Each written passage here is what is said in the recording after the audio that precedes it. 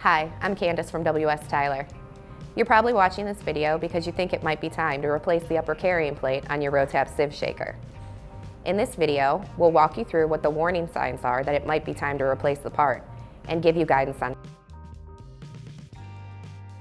In terms of the upper carrying plate, you'll know it needs replaced when one or both of the arms is cracked or even snapped off entirely. You may also notice that the sieve stack starts to wobble more than normal. If you have either of these situations, it's time to replace the upper carrying plate. Replacing the upper carrying plate.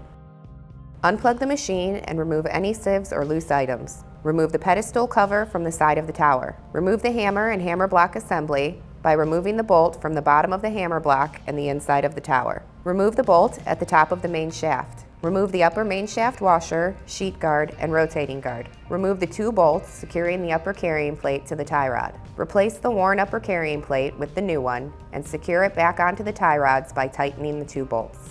Reinstall the rotating guard, sheet guard, and the upper main shaft washer. Tighten the main shaft with the bolt.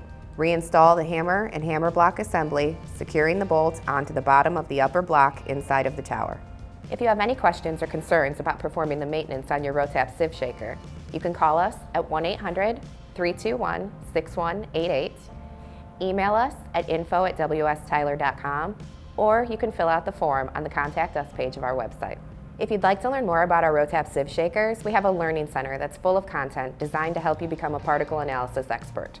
Just click the link in the video description. To keep up to date on all things WS Tyler, make sure to hit the subscribe button and the notification bell next to it. Until next time, I'm Candace. Have a great day.